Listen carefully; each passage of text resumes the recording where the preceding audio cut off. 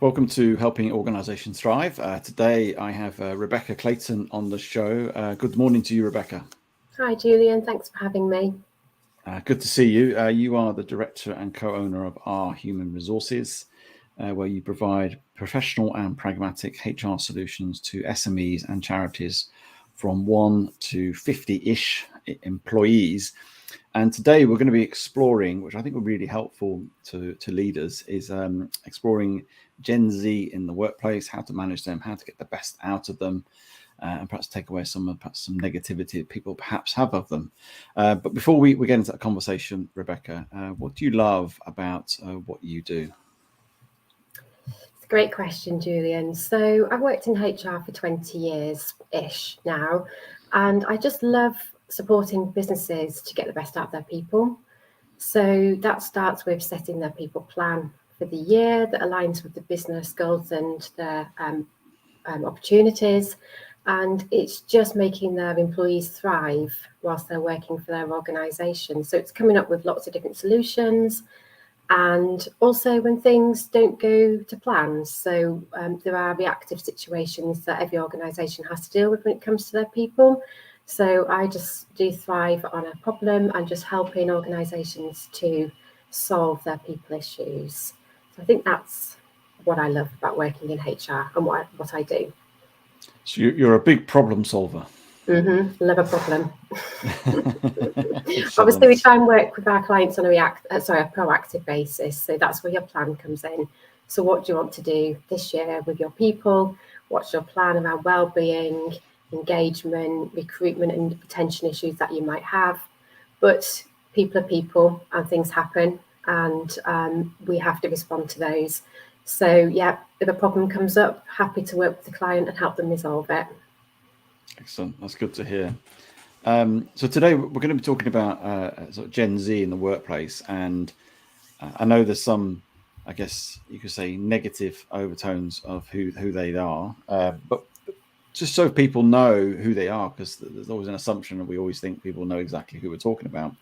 So could you describe who the Gen Z are, and perhaps some of the negatives that have come from it or can come from that sort of particular generation?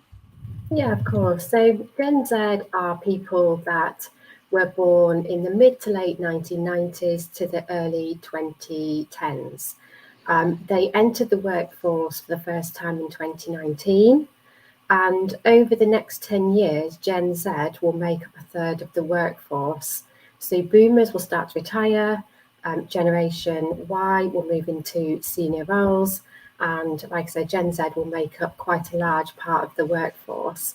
So I always think that Generation Z are also known as the on-demand generation. They can have anything they want when they want it, from binge watching a Netflix series to ordering their food of choice that arrives within 20 minutes without leaving their home, and they can have things ordered by the next day. So they really are really the on-demand generation, don't have to wait for things.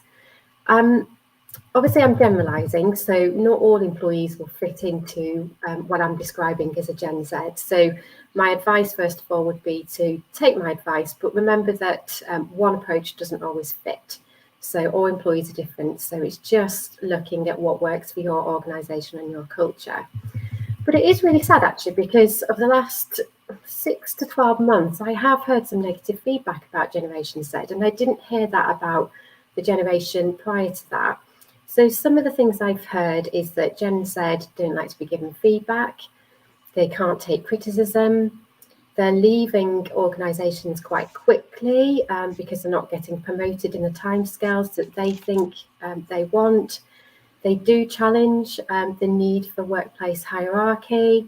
And the other one I've heard is that they're quite open about their issues in the workplace, and they're often not sensitive to the impact they have on others. But they're just some of the things I have heard, which do feel and sound quite negative.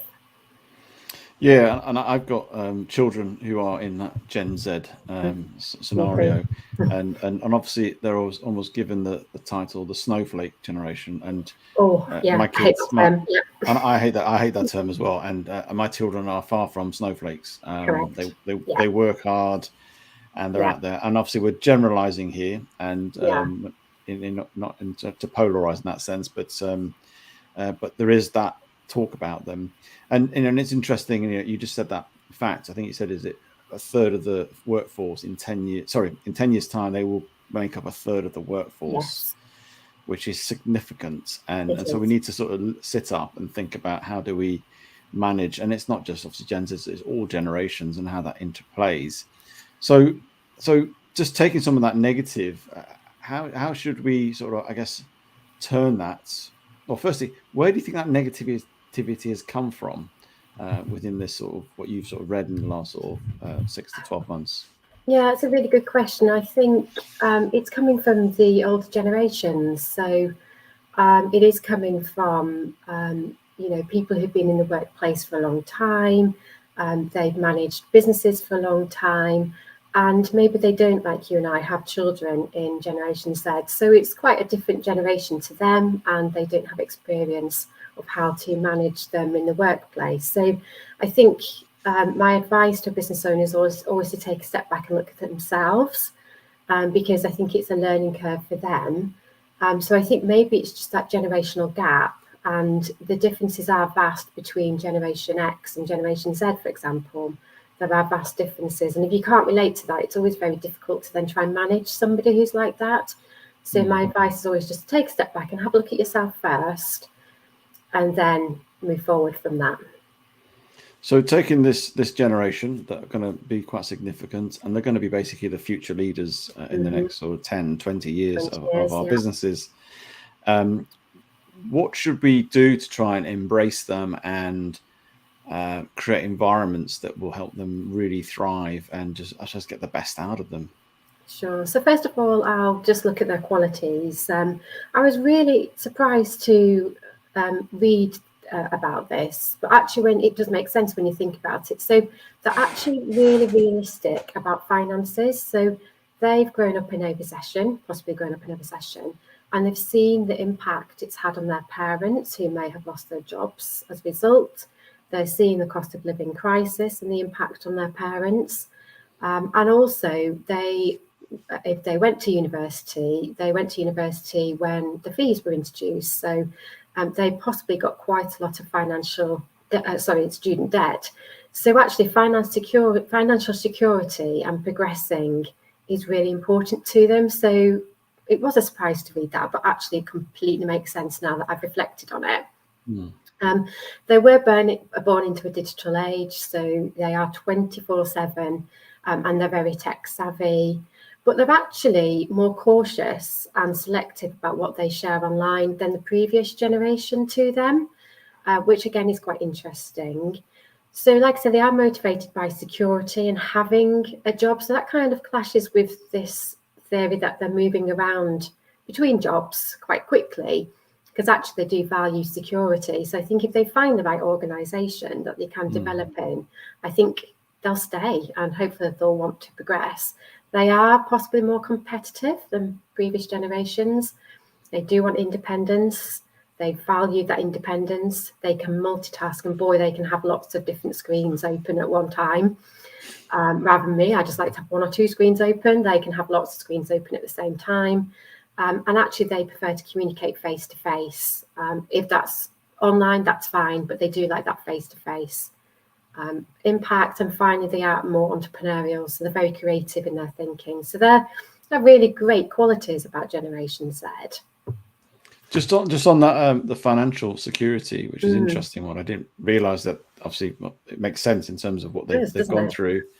And there's almost that conflict between, they do tend to move around. That's what the data says that.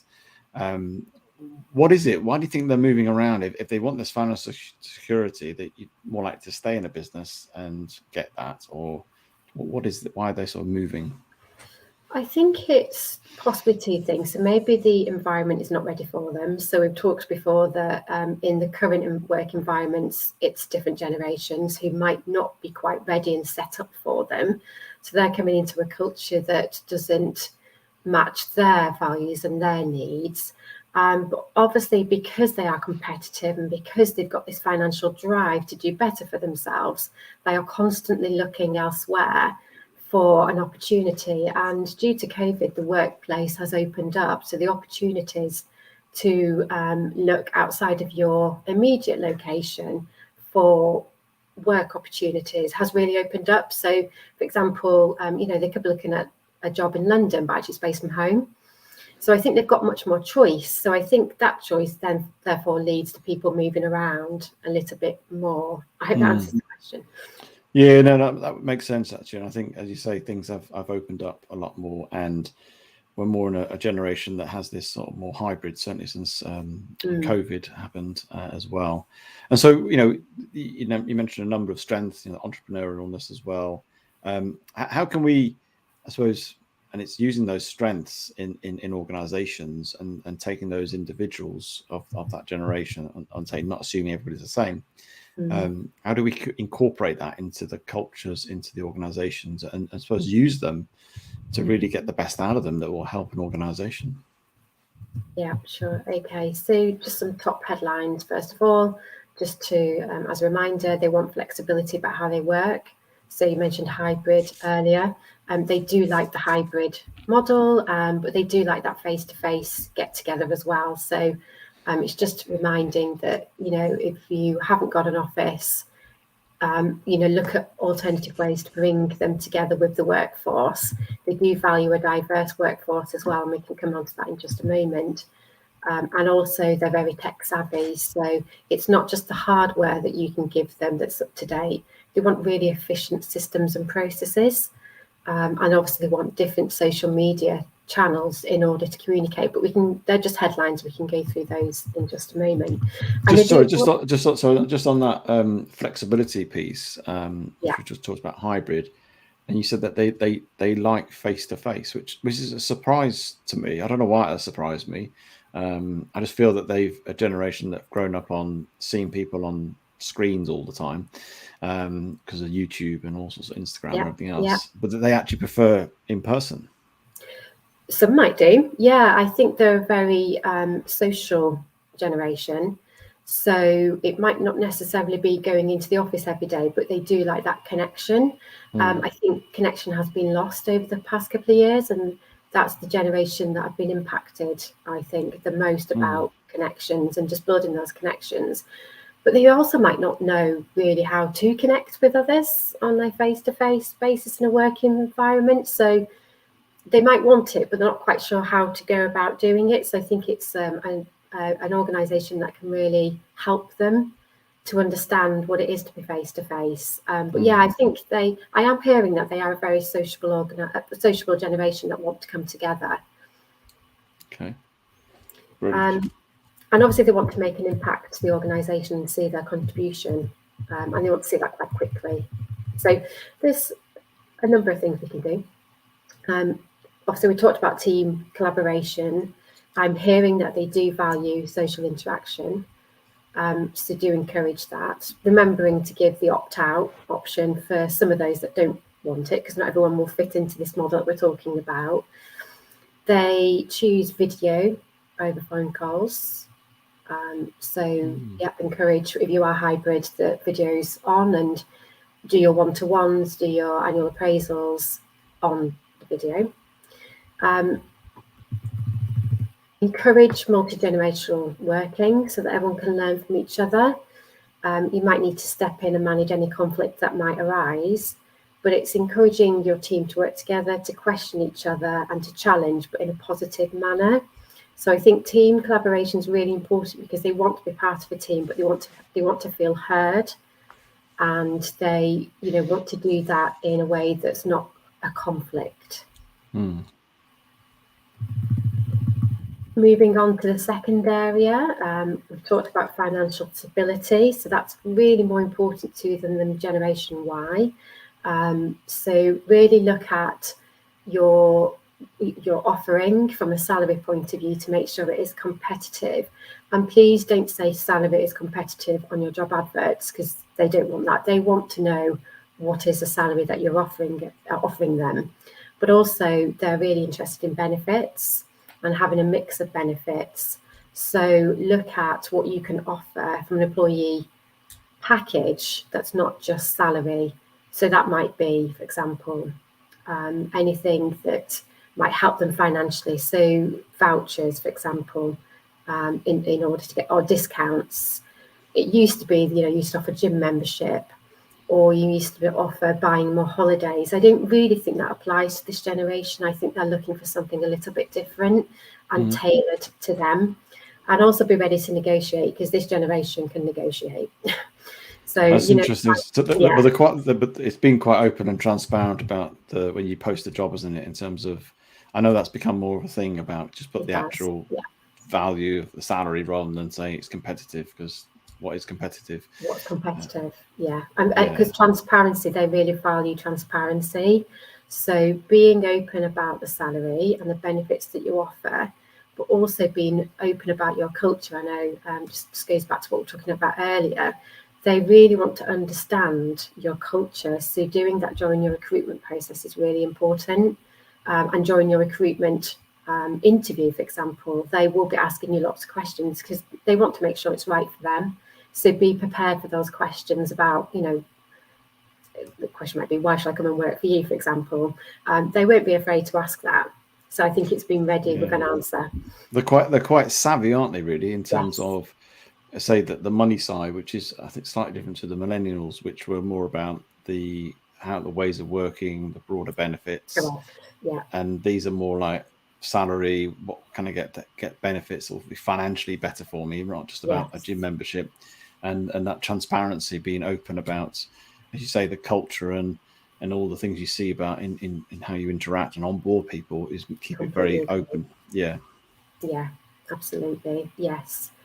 Career development. I think career development's been important for all the generations, but with Generation Z employees, they want it quicker, because, like I say, they are the on-demand generation, so they want to progress quite quickly.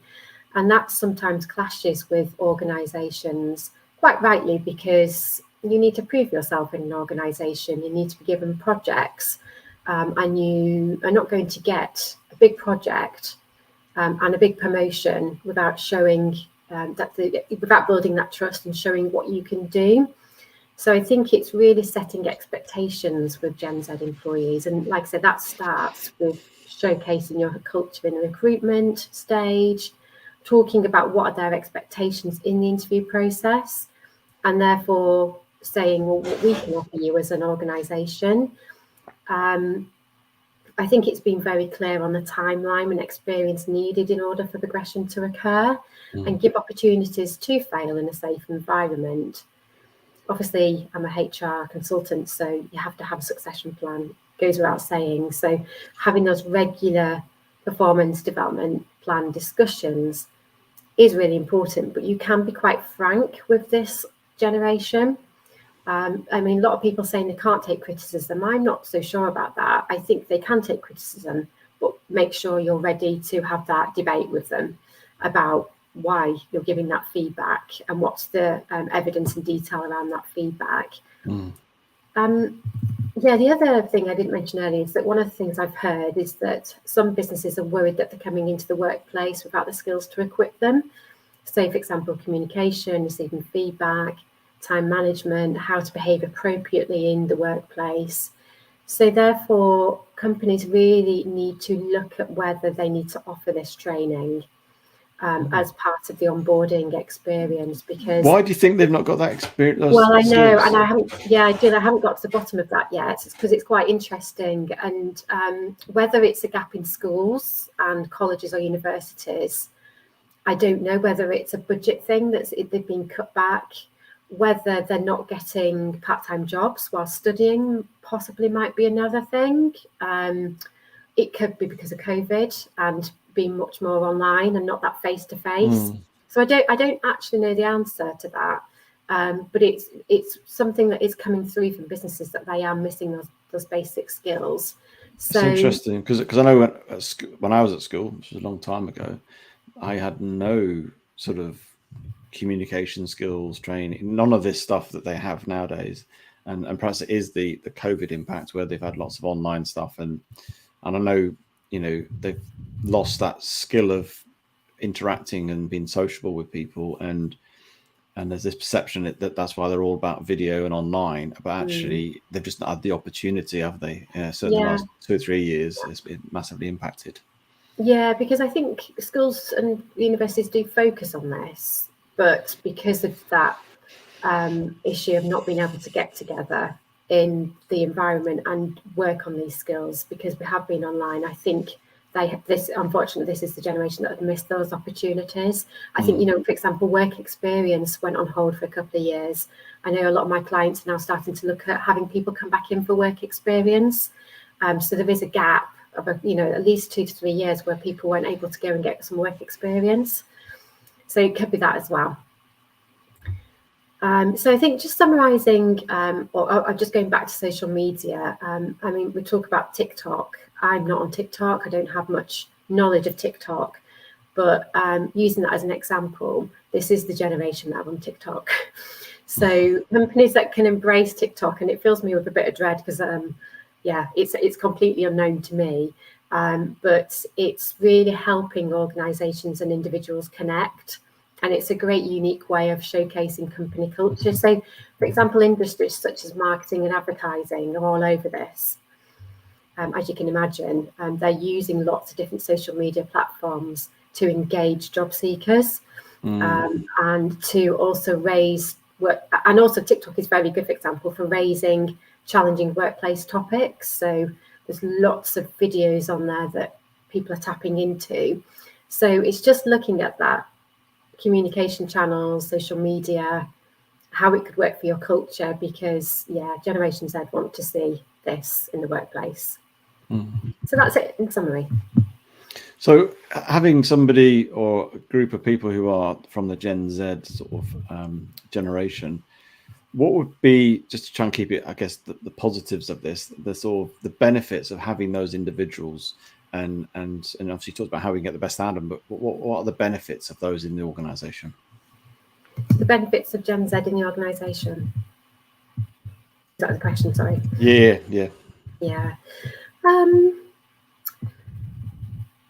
I think they come with lots of benefits. I think that if you're looking for people to come in with technology and new ideas and how to improve what you do, I think Generation Z are definitely the generation to do that, because they're so tech savvy. They've, like I said, they've been born into a digital age. They will improve your systems without a doubt. But it's you've got to allow that to happen and allow people to come in and do that.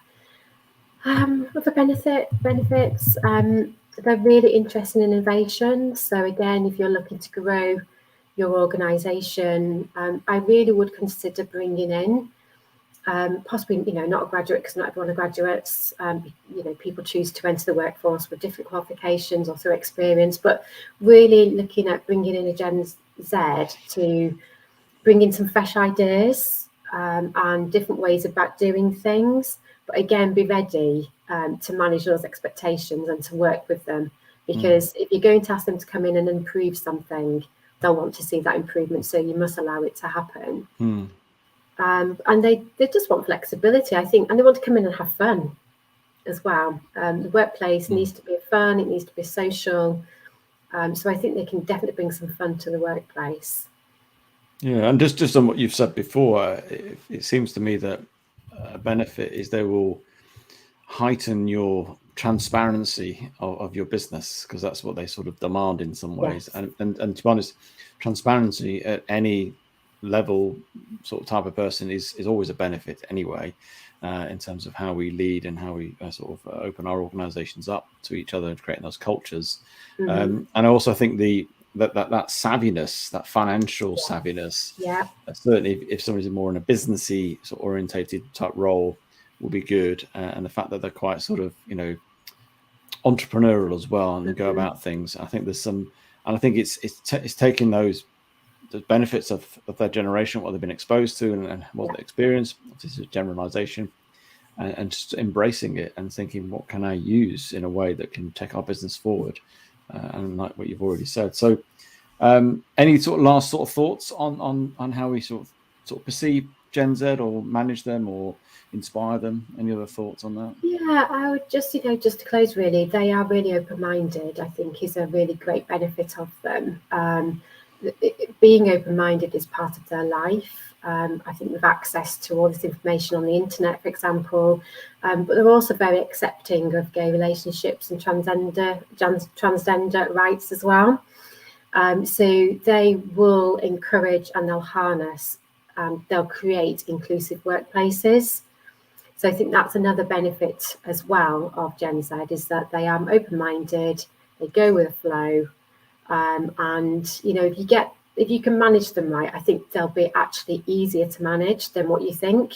But I think it's just creating the right workplace for them, the right environment, managing those expectations, allowing them some career progression, keeping on top of that salary and the benchmarking and the benefits that you offer.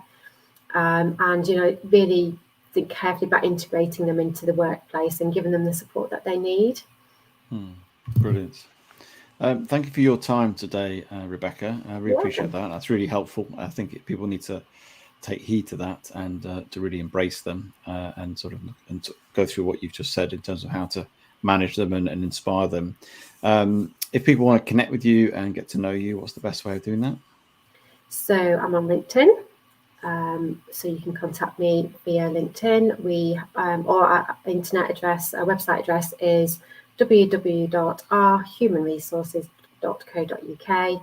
Or if anybody wants to drop me an email, it's info@ourhumanresources.co.uk. Thank you. Excellent. Well, thank you for today. Much appreciated. You're welcome. Thank you very much.